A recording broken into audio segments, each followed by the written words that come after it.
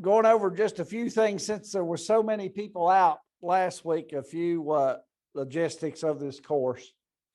I think just about everybody has been able to log on to the homework on McGraw-Hill. You've done very, very well on my two rosters.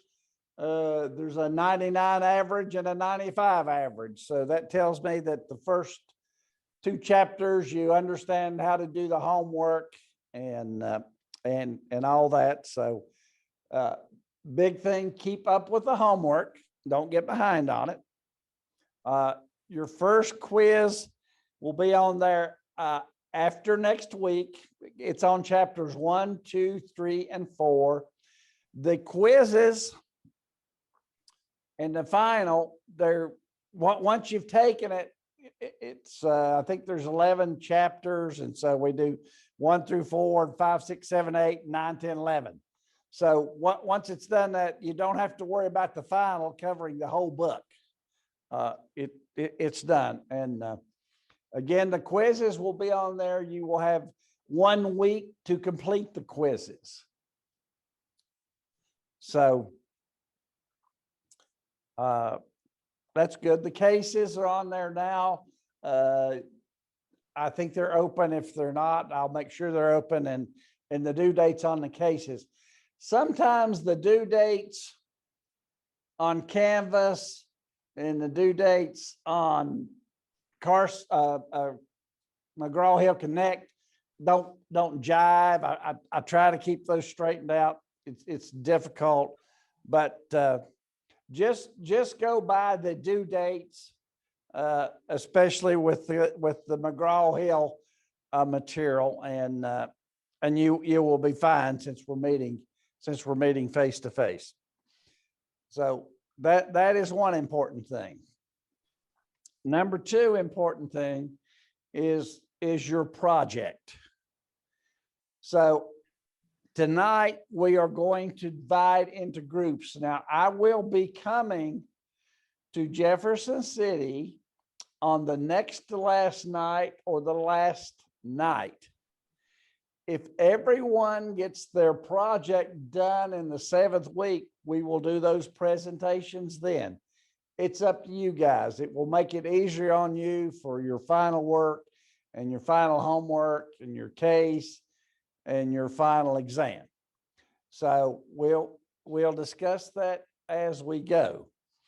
The instructions for the project are in the module 1.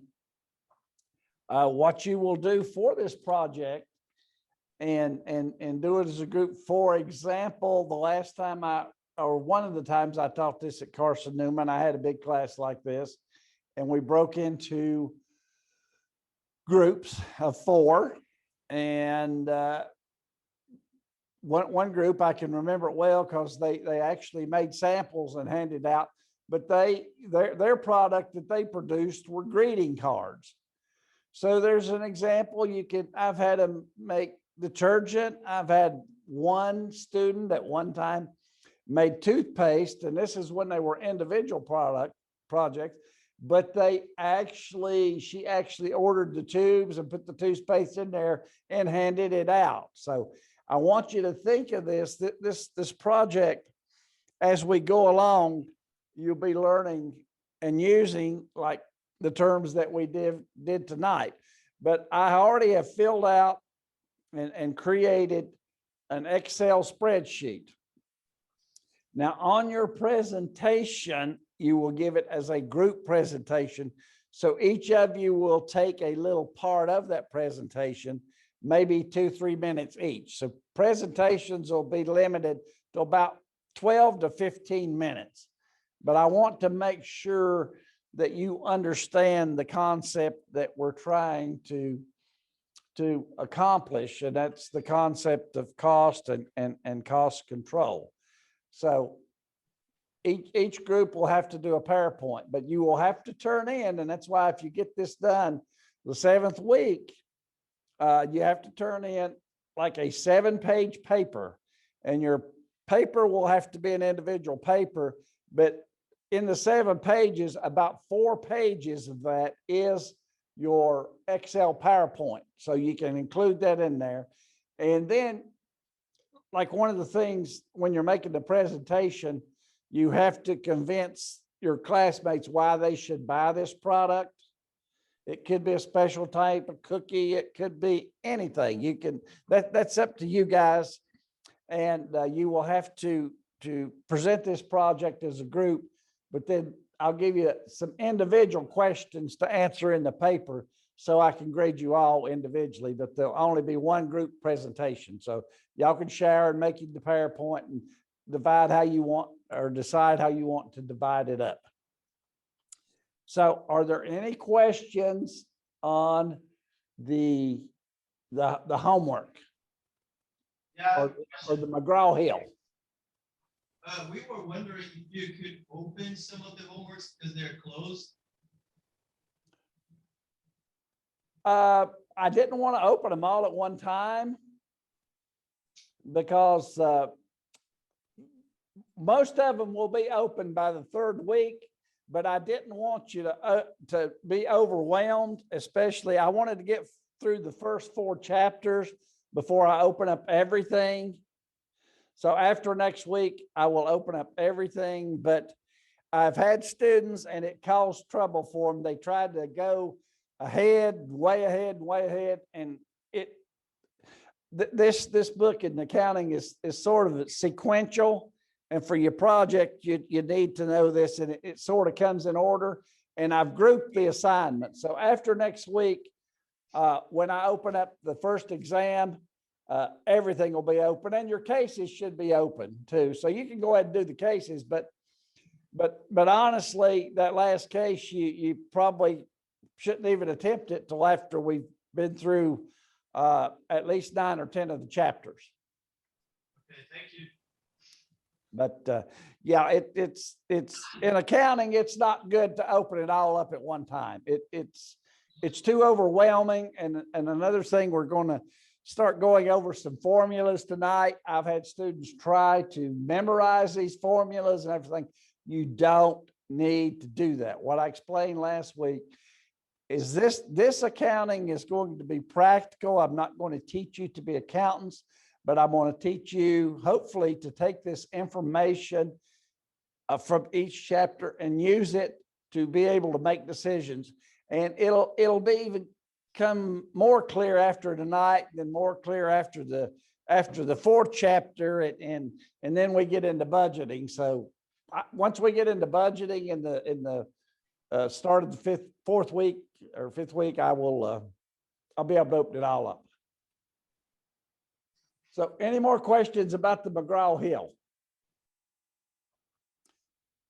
Any questions about the project? Now, some of you probably have not read over the project, but I'm going to break you into groups at about 15, 20 minutes, and we're going to do somewhat of a case study. But when you break into groups, well, I'll tell you more about that when we get ready to break into groups. So now and I'll be available at the end to answer questions about the project. That's the most 2 important things about this. If you'll look at your syllabus, your homework is part of your grade, a small portion, but your tests and your project are worth more than half your grade. So when I say these are important, they are important. If you do well on the homework and you read and you go through the PowerPoints,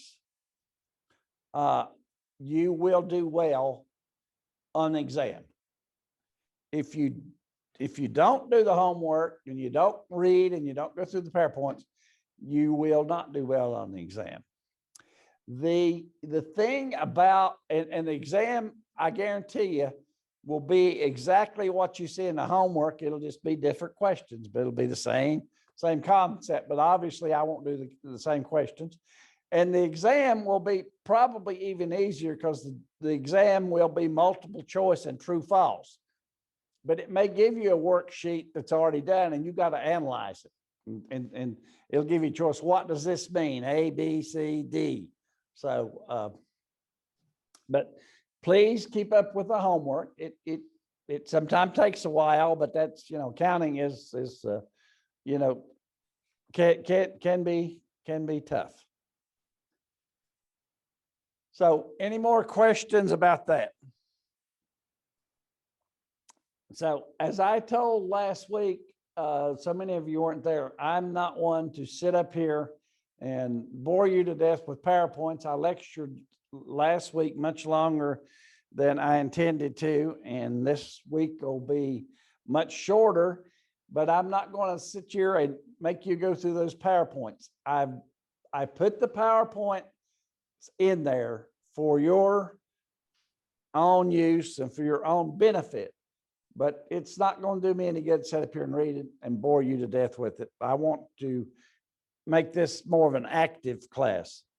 So I'm going to go over some key points, and I think those of you that did the homework, and there were lots of hundreds, you saw on the homework exactly the things that I went over last week that were important.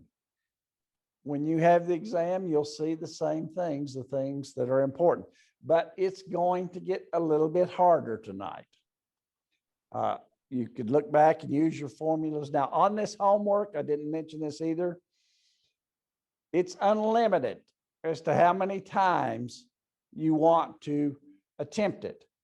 If you make a bad grade on your homework, let's say you do it and you're having a bad evening, you don't have time, you turn it in, you get your grade, you made a 60, do it again. I would love to see everybody make 100 on the homework, because that means they're going to be good. Now on exams, you're only going to get one chance. So, but homework is unlimited, because if you make a 60 or a 50 or a 70 on the homework, I urge you to try it again, because there's something you've missed. So tonight, we're going to quickly go over chapter 3 to begin with. And it's called Cost Volume Relationships, or we're doing an analysis of cost, volume, and profit. Now, last week we discussed the type of expenses, the variable expenses, the fixed expenses, income, some basics about accounting. But tonight we're going to get into the real nuts and bolts of accounting and start analyzing. So you, with an MBA, can make decisions. So 3 important things, that include, and we're talking about a product. So, there's, I hold up his cell phone. So it's an Apple cell phone.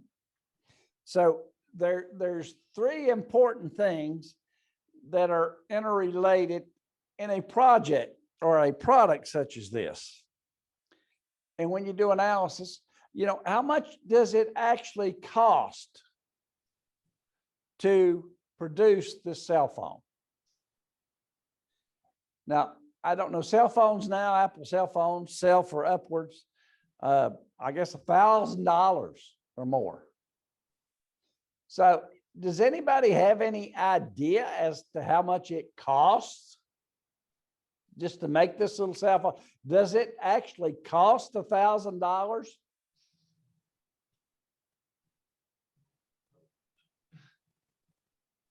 Somebody give me an answer. Just yell it out. No, that's correct. So what goes into the cost of this telephone? Okay, materials. Well, there's not much materials. There's little chips and plugs and all that, but they're not a big cost. Labor goes into it. A big cost in something like this is research and development, because once they come out with a new phone, and I'm scheduled to get a new one, once they come out with a new one, they start the research to develop another one. It's just an ongoing. And so you take the sales of this phone, and they sell 10 of them for $100. That's $1,000. And let's say it costs them, which I doubt, $300 to make this, but with the research and development, yeah, it probably takes $400. So how many phones, if it costs $400 to make one, how many phones would they have to sell to break even?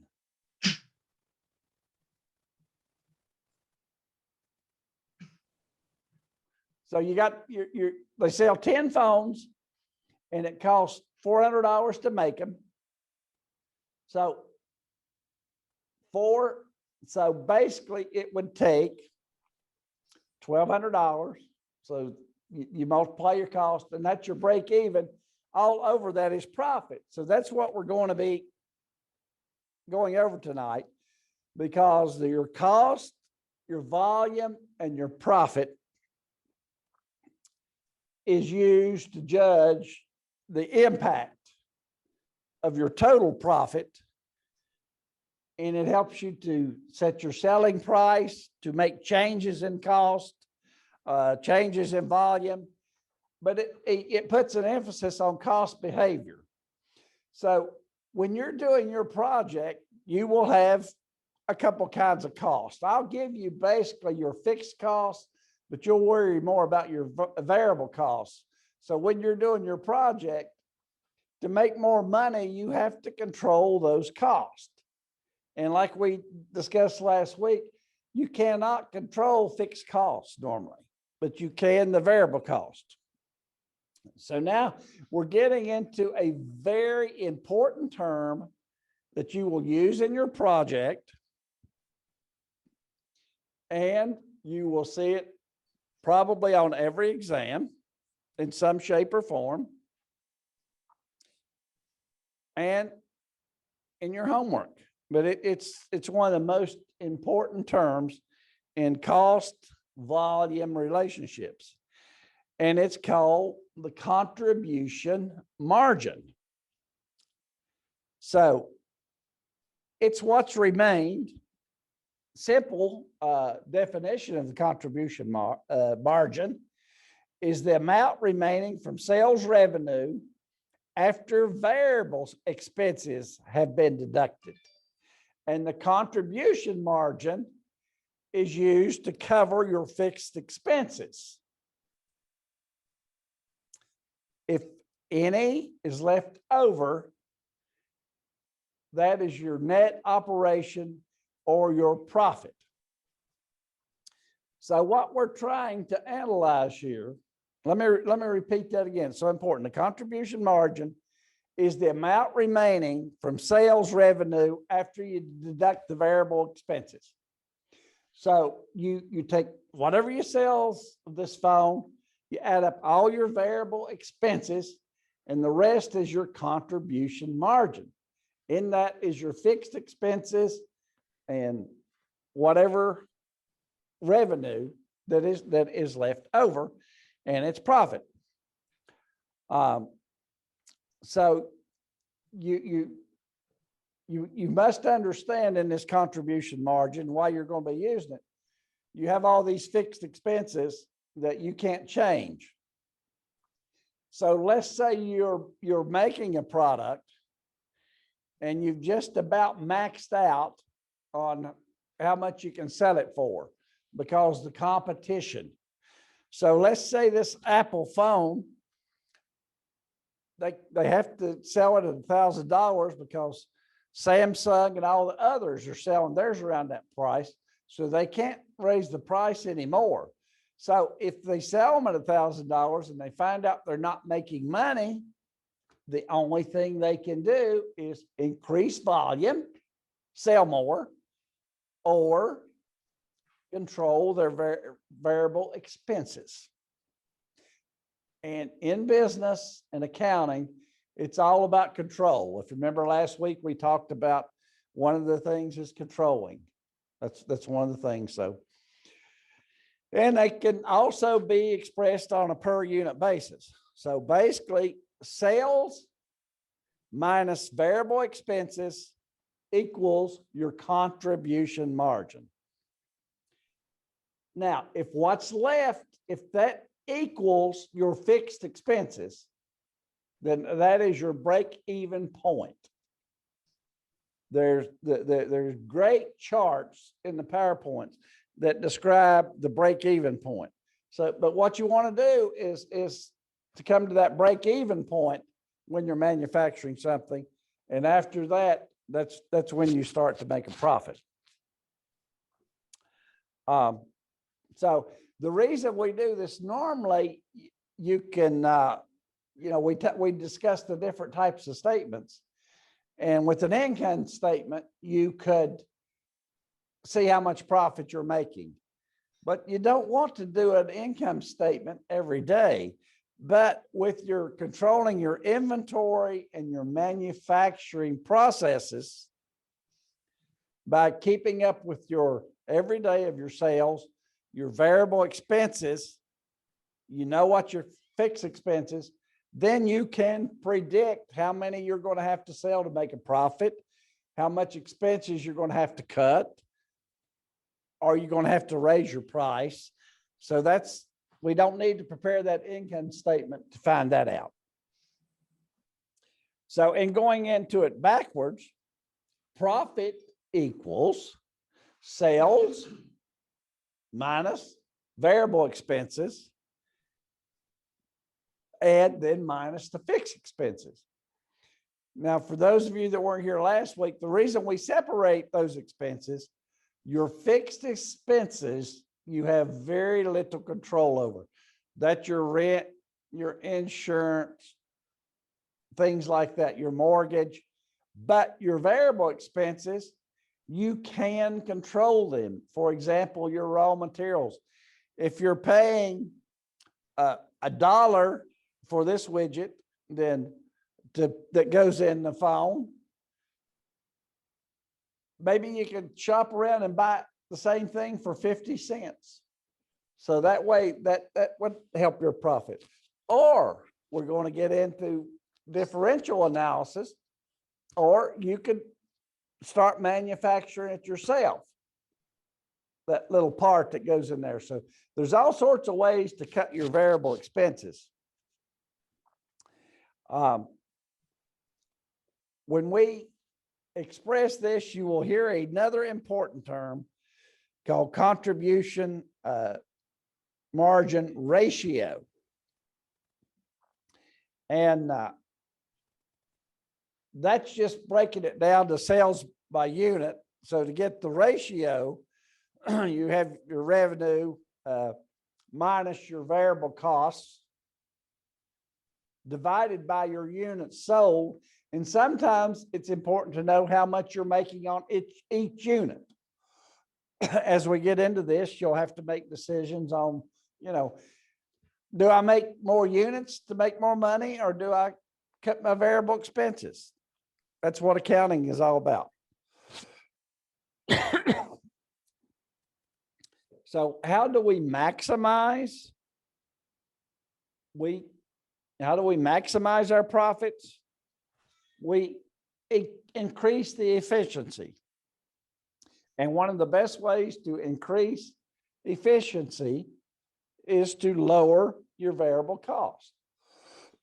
Excuse me. Now, labor is a variable cost. Materials is a variable cost. That's two biggies. Electricity can be variable or fixed. So you've got to figure out ways using the information you had. If your contribution margin goes up, it means you have to increase the volume to make a profit or decrease variable costs. That's about the only way you can do it. And so look at the graphs in your PowerPoints and in your textbook, and they will give you a better understanding. The graphs show you if you sell it at this and you sell this amount, where they meet, that's your break-even point. All above that line is profit. So we're only covering chapter 3 tonight. But it's an important chapter. That's why when I did it, I only put one chapter tonight and one chapter next week. So really go over that chapter and do the homework. So, but now what we're going to do is do a little bit of a case study. And one of the important things that I told you that we would do an activity on in class is ethics. And we, to lots of times to see where we're going, we have to look at the history and of what's happened in accounting, and a big change came about, I don't know, 10 or 12 years ago, 15 maybe. So that's what we're going to do is a little in-class project tonight. So what I want you to do is break up. You guys decide. I want you to break up in groups of 4, and there probably will be, how many do we have? 17 there. So break up into groups of 4, and one group will have 5. And then if the other 2 show up, we may have to tweak those groups a little. I'll ask for volunteers. But break up into groups of 4. And I want you to spend the first, if you haven't looked at the project, when you break up into these groups, this will be the group you're in. And I want you to text me before you to your group or the members of your group. Question? Okay. Pardon? We couldn't hear you. You broke up. Oh, am I back now? Yes. Okay. You're going to break up into groups in a few minutes. And the first thing I want you to do is to look at the instructions if you had of your project.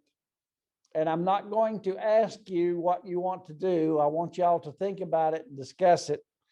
But tonight, I want you to send to me the members of your group. And you will stay in that group the rest of this course to do projects and in-class case studies and everything. So first thing, take about 10 minutes to break yourself into a group, make sure everybody understands the project. Then write this down. We're going to do a little case study. So I want you to go onto your computers, and I'm going to give you about a half an hour to do this. So there'll be about 45 minutes total before I want you to, and you can spread out in the room, but then I'll tell you what time to be back when I finish talking on this. So I want you to look up on your computer 2 or 3 different things. I want you to look up Enron. That is ENRON. You can look it up on, you just Google it and it'll come up. But I want you to learn. Does anybody know what Enron is?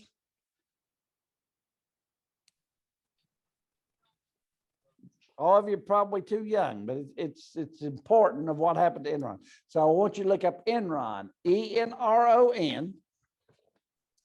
Then I want you to look up and take notes on what happened to Enron, okay? Then I want you to look up Arthur Andersen, AUTHUR Andersen.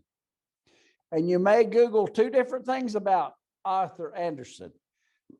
Google the demise, DEMISE, of Arthur Andersen, and Arthur Andersen conflict of interest.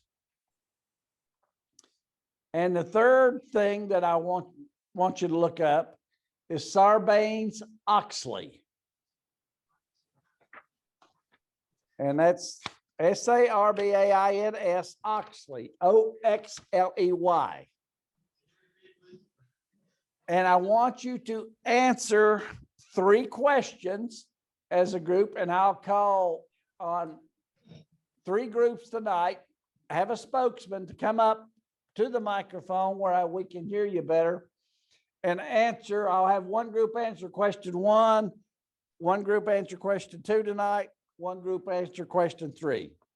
But you don't know which one you're going to answer yet. So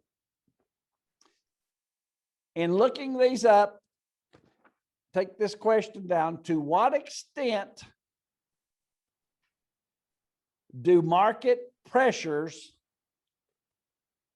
encourage unethical behavior? And can the demise of Anderson be blamed on the fact the market began rewarding consulting services? Can you repeat both of them one time? I will repeat it. To what extent do market pressures encourage unethical behavior? And can the demise of Anderson be blamed on the fact the market began rewarding consulting services? This is where we're looking at conflict of interest. Number 2 question. How serious are the kinds of conflicts of interest between Enron and Arthur Andersen? How serious were they? And did Sarbanes-Oxley eliminate this? And the number 3 question, was it fair for the government to destroy an entire company because of their misdeeds? Or were they justified because Arthur Andersen was a serious offender? Now that's your group's opinion on that. So Can you repeat it, please? Everything. Everything. You're going a little too fast. okay, yes. Let me go over number 2 again. How serious are the kinds of conflicts of interest between Enron and Arthur Andersen? And did Sarbanes-Oxley eliminate this? And number 3, was it fair for the government to destroy an entire company because of the misdeeds of some of its members? Or was Arthur Andersen such a serious offender, it needed to happen what happened? Does anyone get number 2? So basically, I'll tell you what happened. Arthur Andersen was a great big accounting consulting firm, one of the biggest in the nation. They did some things that were unethical. That's what I want you to find out what they are, how serious they were. And actually, the government put Arthur Andersen out of business. So that's the last question. So I want you to look all this up and find out, how did it happen? Who caused it? Why? Was it fair? I want you to take at least a half an hour to look this up and discuss it in your groups and analyze it. So it's now 6:45. We'll be back here, let's say at 7:30. No later than 7:30. If you're finished by then, if you're finished before then, let me know. But divide into group. Make sure you all understand projects. Make sure who's in the group.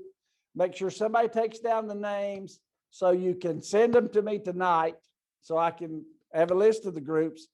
And then take 15 minutes to look these things up.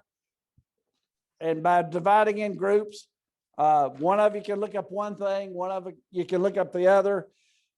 So it always should take you about 15 minutes to look them up, and then take about 10 minutes to discuss it and be able to answer the questions. And we'll meet back here when you get finished.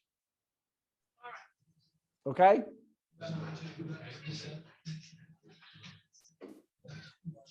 So spread out a little bit and break into groups. I'll be with you. And you don't, your group members don't have yours. So you don't have a problem going to Jefferson City and leaving. We'll have to work together on the project, but that's what we need for you guys. So.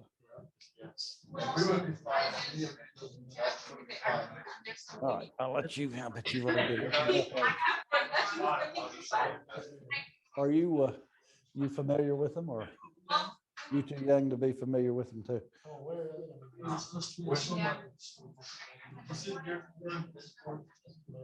Yes, I did. Well, you learn some of the details, and I won't call on you to make any presentations. I'll threat you. You mean about the? I just got upstairs at the conflict, that's all I got.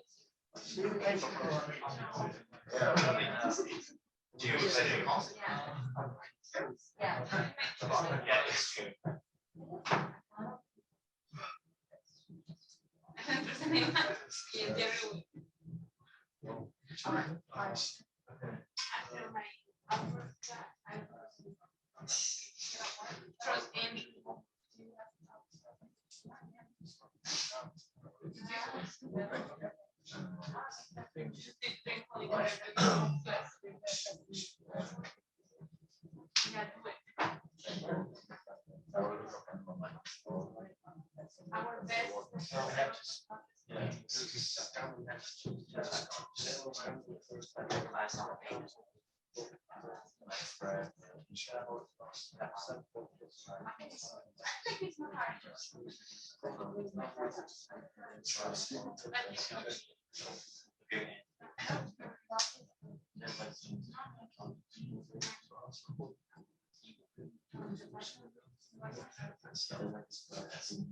Yes. But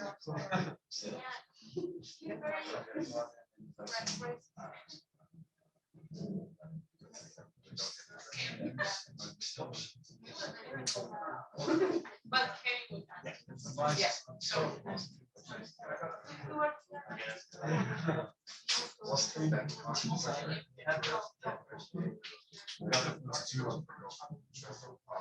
Yeah, and then after that, and then the demise of conversation.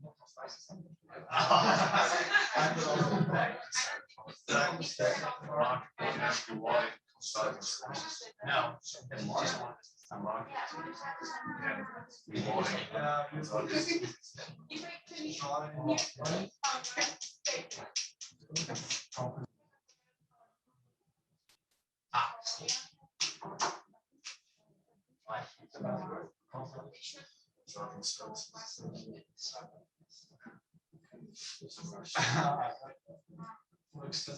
Yeah, do you have this actually? Next one? Yeah. I'll see this. I'm serious. Everyone I have is it fair for them? Young children.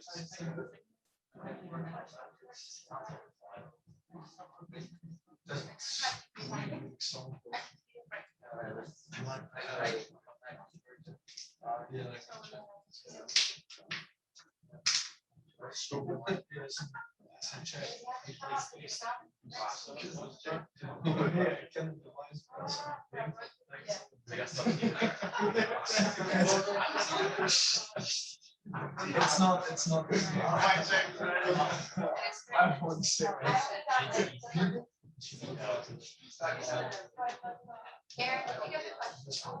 I think so.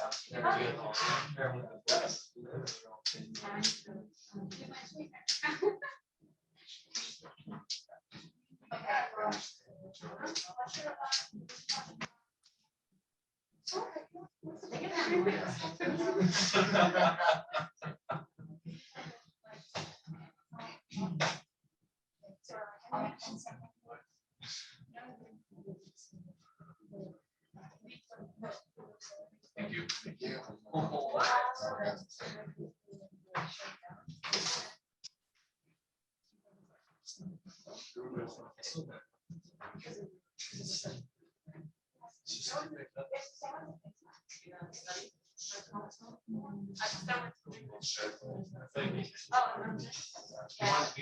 Way too long. If we need to.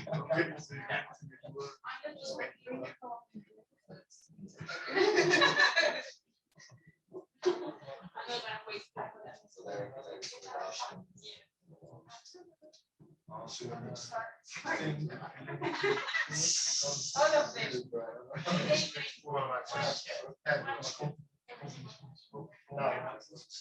One each one. And like a little cheap.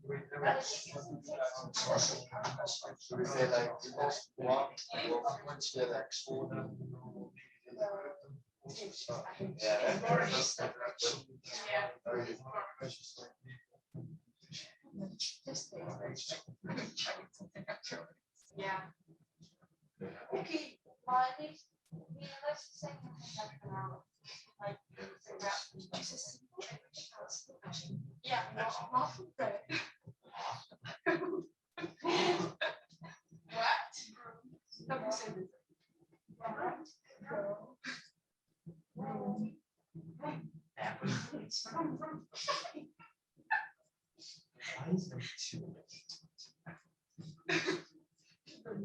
What?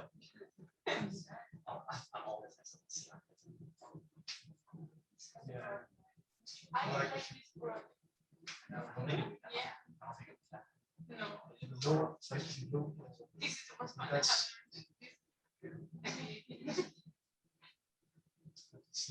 well, so what are we gonna do? This. I accept that. That's kind of, I'm with you.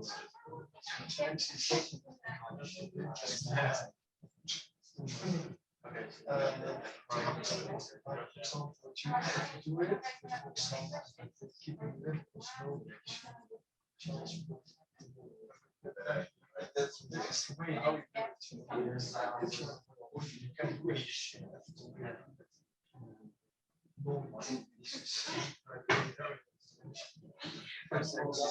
Yeah, I have to try here.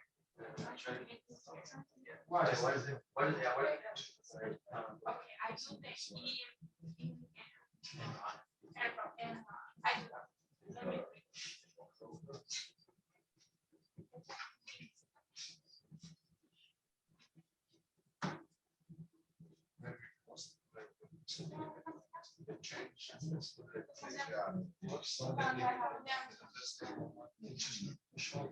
Yeah, no, copy everything.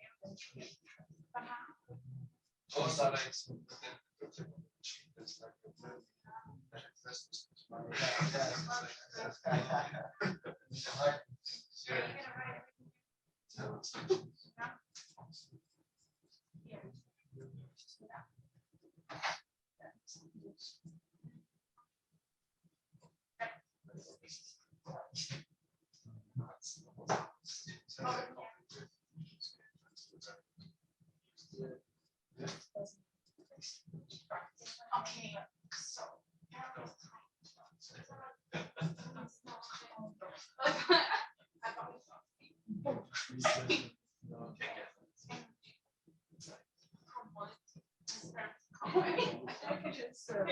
Listen now.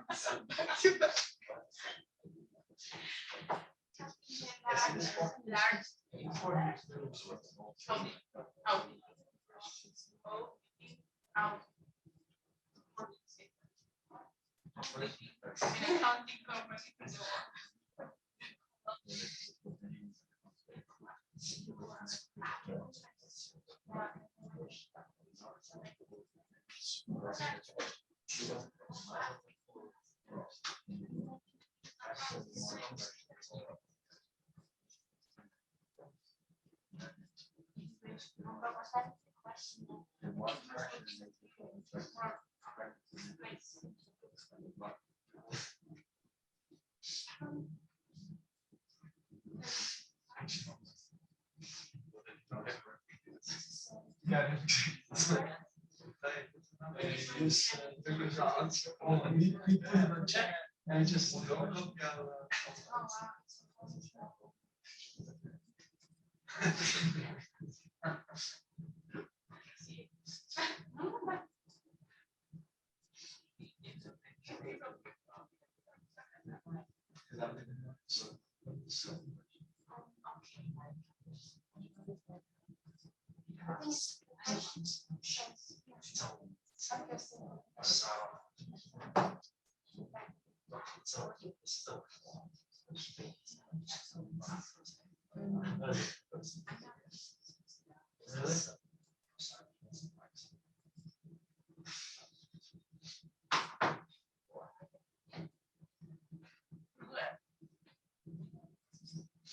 No.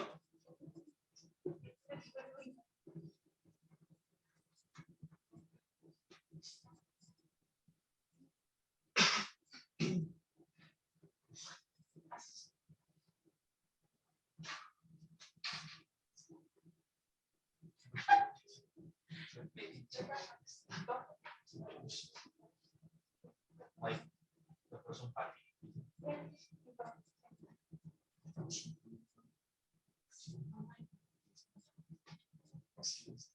Yeah. I do that. What?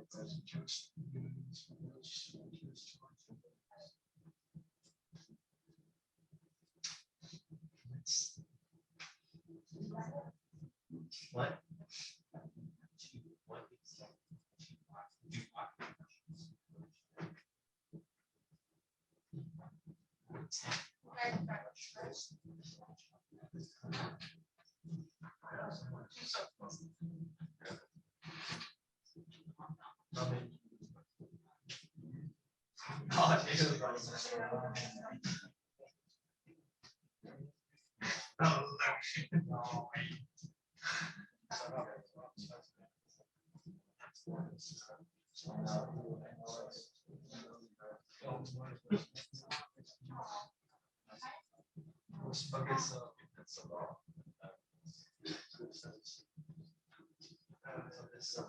God,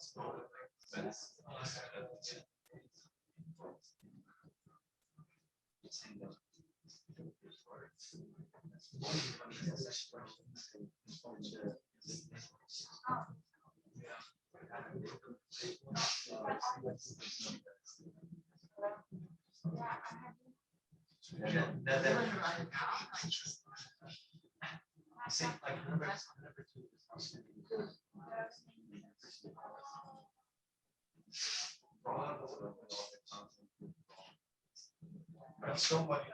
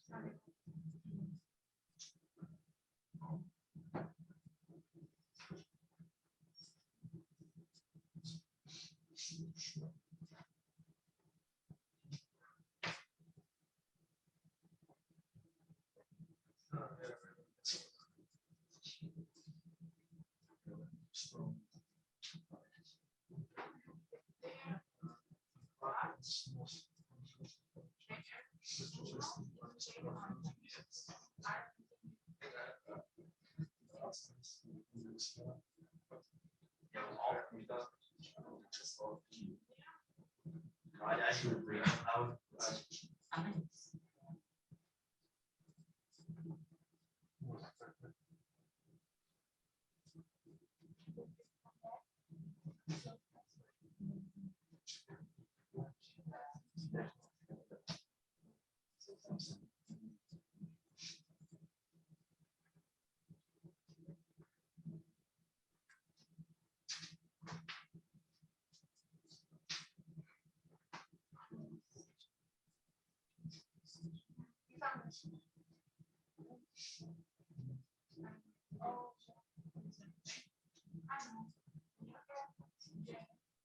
There's this one too.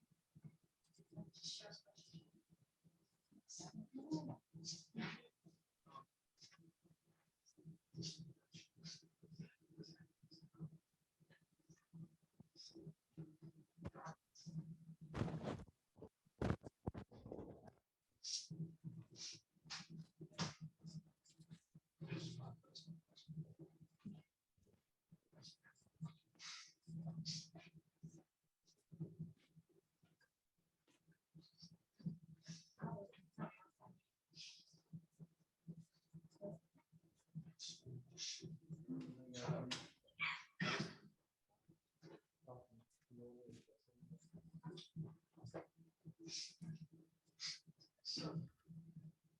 Did you learn anything about those? Did you look all those up?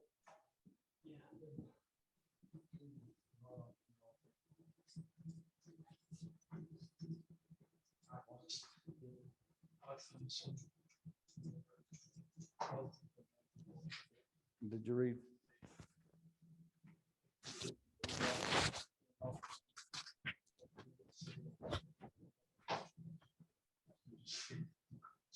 Look that up real quick, the demise.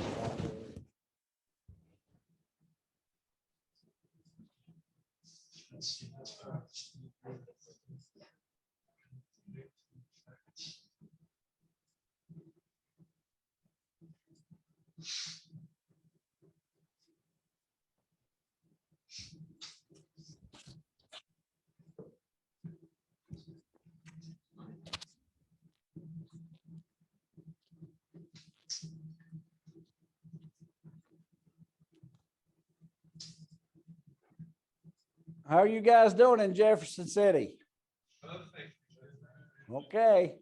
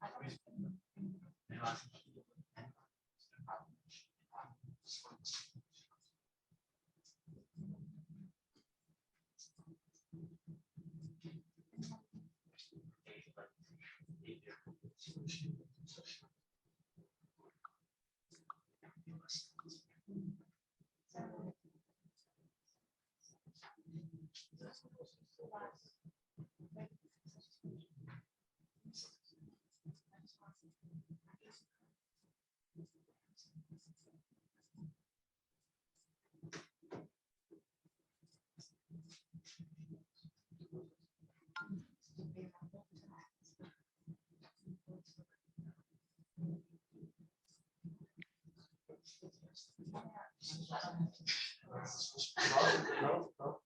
I got it. I mean,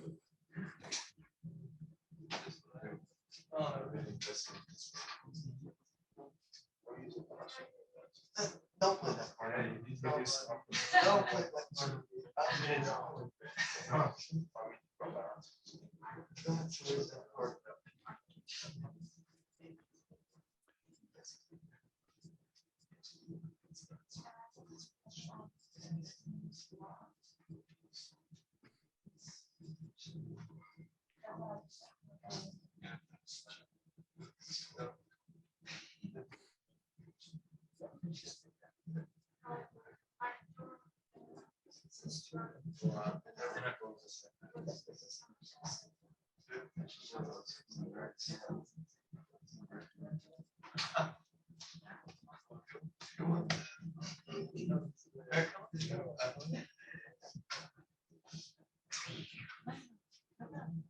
Is any of the groups finished?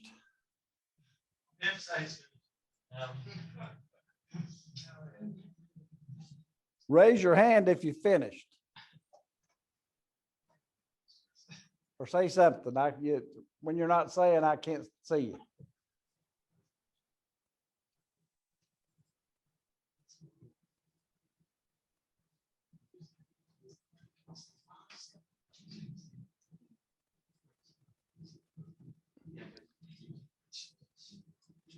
Is anybody finished?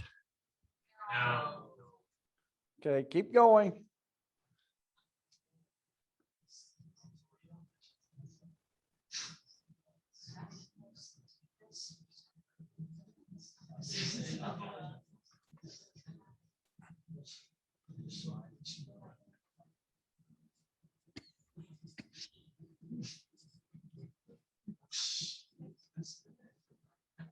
Yeah.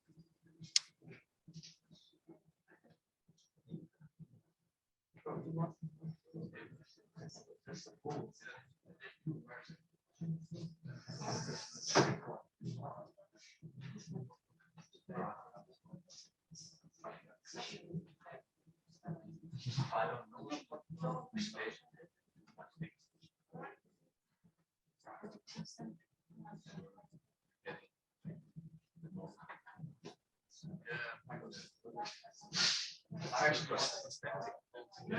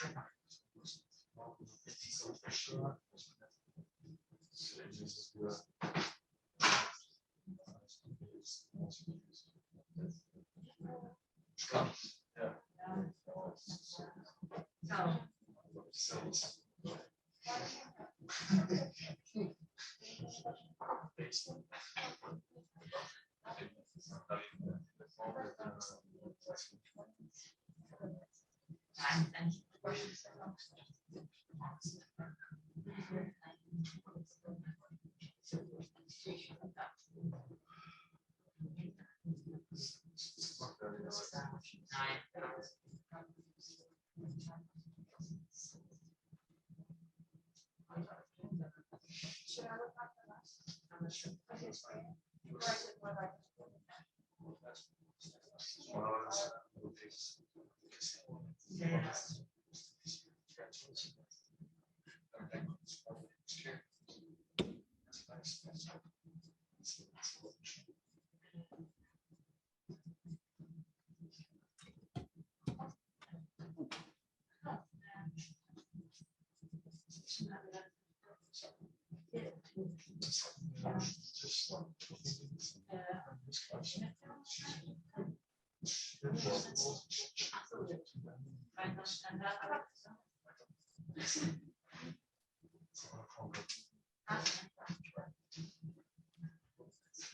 did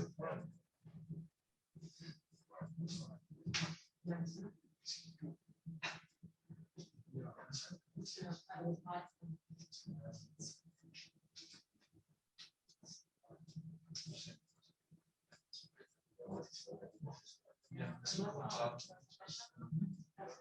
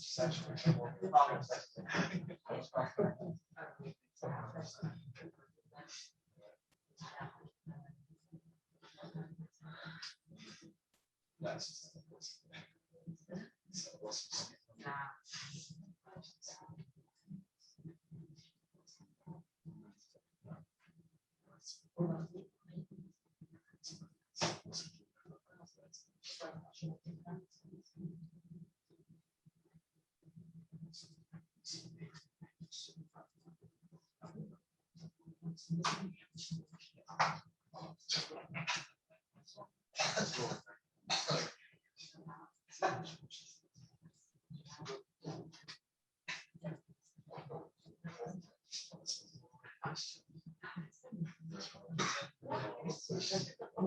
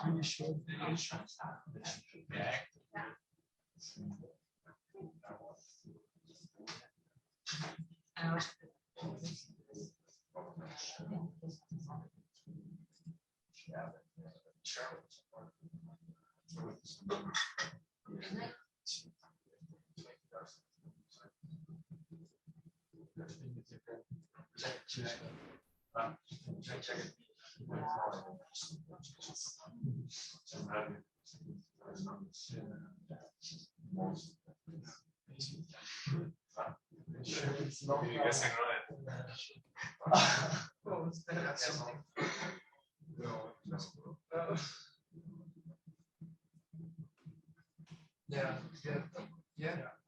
That's it.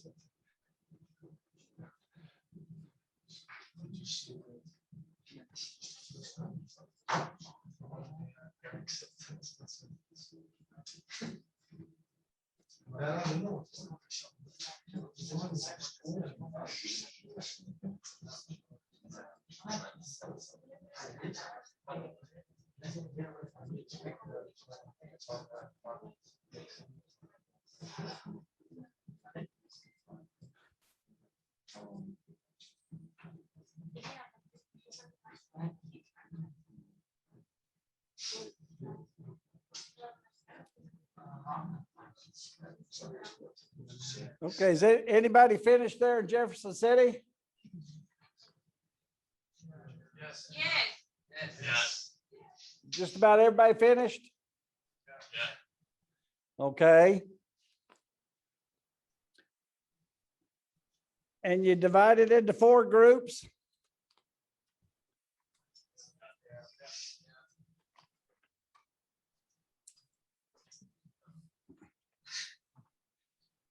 Okay, group 1, pick a spokesperson and maybe come to the front where I can hear you much better so you don't have to talk so loud and answer that first question. And then we'll discuss it. Yeah.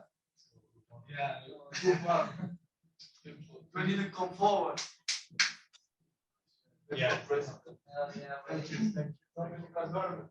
Just flip drop. Okay, to what extent do market pressures encourage unethical behavior? We found that market pressures in companies, actually it's mainly that they just want to outperform competition. Like at some point, they're just rivals, just coming in the market, and that makes companies just feel more pressure, I think, towards perform better. So if they want to outperform competitors, maybe in the heat of the moment they like falsify financial statements, or maybe they try to avoid some tax statements to just attract investors and make the company look healthy. So that's why we have like market pressures can definitely encourage an ethical behavior.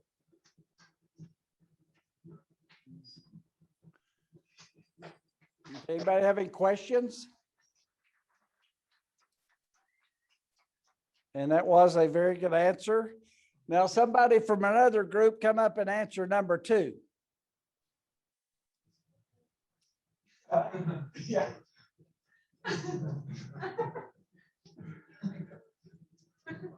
Somebody from another group.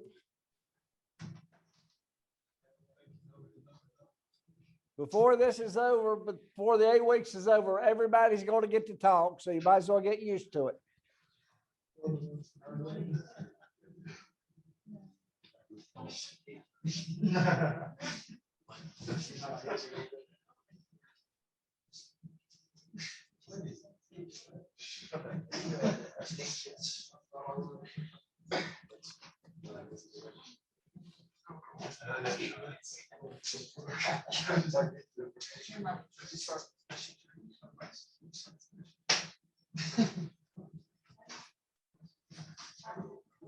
We can do question 3 first. We can do question 3 first. No. Okay, go ahead and do question 3. That's fine.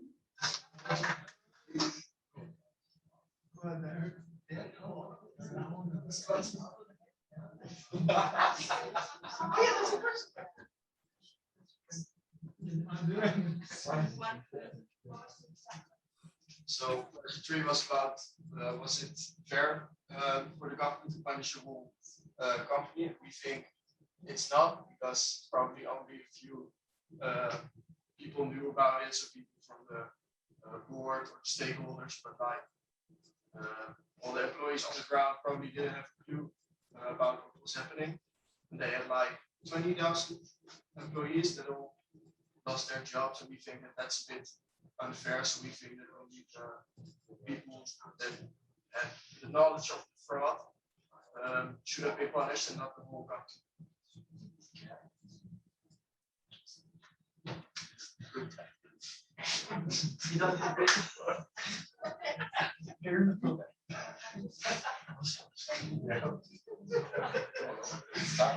Did you hear me, sir? Roll the mic, roll the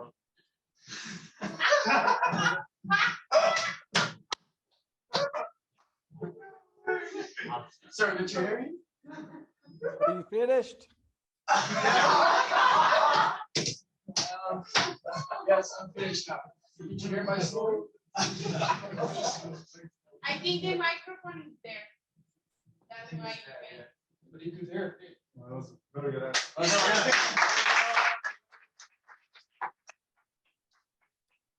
Okay, is someone gonna come forward and answer number 2? Okay,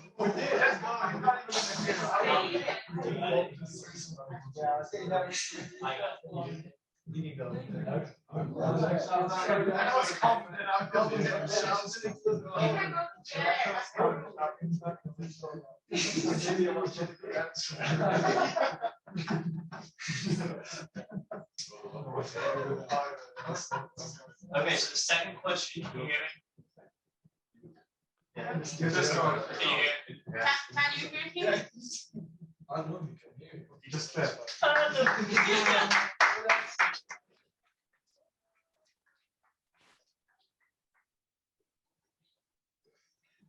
Can you hear me? Good answer, man. Yes. Okay, so the second question about the conflict of interest was just that Arthur Anderson, which was the accounting firm, developed like a strong internal relationship with Enron, which was like not a good thing, because then they like kind of had like a partnership together, which led to the accounting company allowing Enron to lie on their financial statements, therefore allowing them to make more profits and avoid certain taxes. And then Arthur Anderson was able to profit from that also, which led to all this fraud and deception. Okay, very good. Did Sarbanes-Oxley eliminate these things from happening?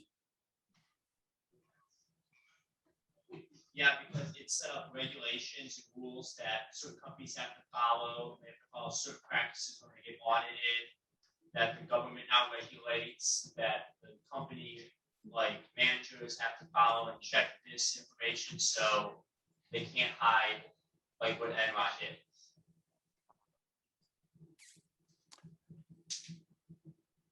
Okay, does this help you to understand the importance of what we talked about last week, accounting information and it being accurate and it being timely, it being complete, it being just all in the open?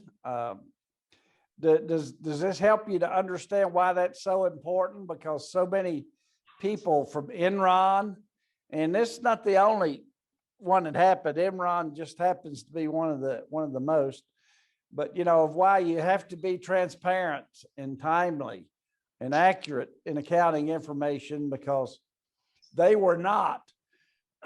And Arthur Andersen was probably the largest accounting firm in the nation, and they got too friendly with the Enron people, and they became buddies, and they partied together and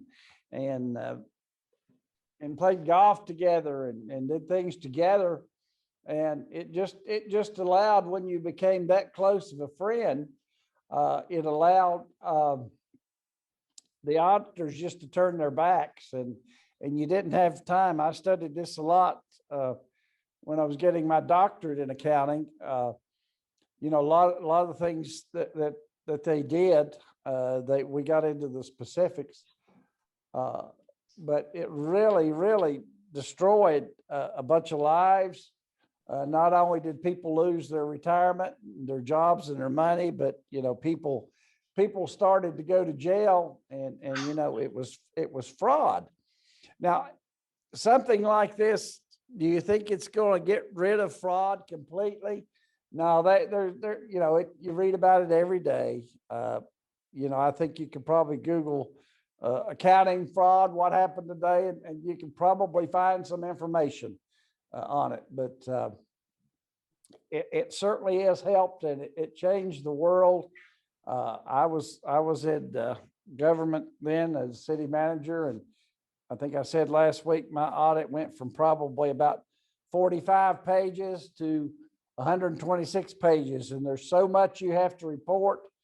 And this Sarbanes-Oxley Act passed by the government, it made it so important for me as the manager of my city. I had to put letters in the audit and everything that it was accurate, and it was it was one of those things that a lot of folks were going to be held personally liable and go to jail. So I think by at least having something like this, it does clean up accounting, and you are, if you're in a position to make decisions and in an accounting position, it does, if you read some of the penalties, and if any of you go on into some type of accounting, or if you're in a decision, you have to verify, like I did, that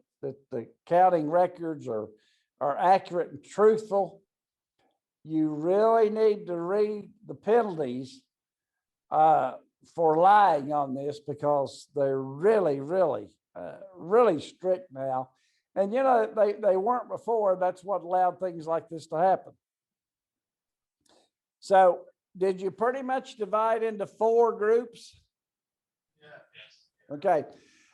What I need for you to do is you're free to go now, but I wish you would stay around and at least meet with each other for 5 or 10 minutes and discuss this project. And when you send me your group, if you can, send me what your product is going to be. Now read those directions carefully, look at that spreadsheet, and as a group, decide what you want to do your project on. And send that to me for me to approve it. And you can email it or text it, either one.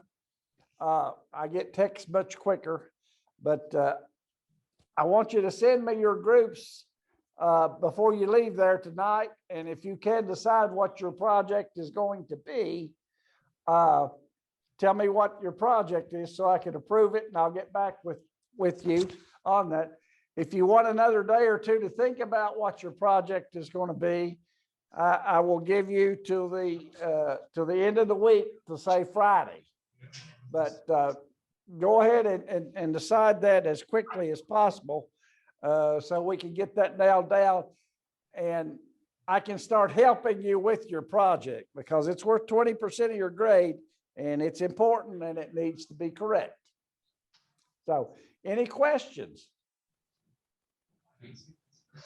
I do have a question, but it's not about the project. Can you hear me? Speak up, speak just a little bit louder. I'm having trouble hearing you. That I have a question that is not about the project. It's about the discussion post. I just want to make sure we don't have to do it, or we do. Because there was a professor that said no, and I didn't do it, and I got bad grades.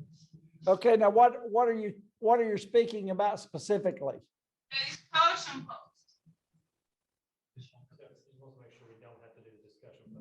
Oh, no, you do not do the discussion post. No, that's taking the place of class. Okay, perfect. No, do not do the discussion post. I didn't take it out there. I thought this was going to be online. I didn't know till last week it was face to face like this. I'd already written it for discussion boards, so I just left it. And the reason I left it, the last time I was teaching at Carson-Newman, right in this very building, I taught for 2 weeks and we got sent home for COVID. So then so if something would happen, I don't think it's going to happen now, but say something would happen and we get quarantined, then we would go to the discussion boards, but you do not have to do them now. Okay, perfect. Thank you. You're very welcome. And if you have questions like that, if it's a question like that or anything that you're concerned over, just send me a text to that phone number because I have my phone with me all the time. Sometimes I can only check my Carson-Newman emails on my computer. I will check them every day normally, but sometimes I'm traveling and may take me a day to get back to you. But if you send me a text, I'll be back to you within hours, if not minutes. Okay, you're free to go, but please, before you leave there, email me or text me your groups. And stay safe. We've got bad weather coming. Bye.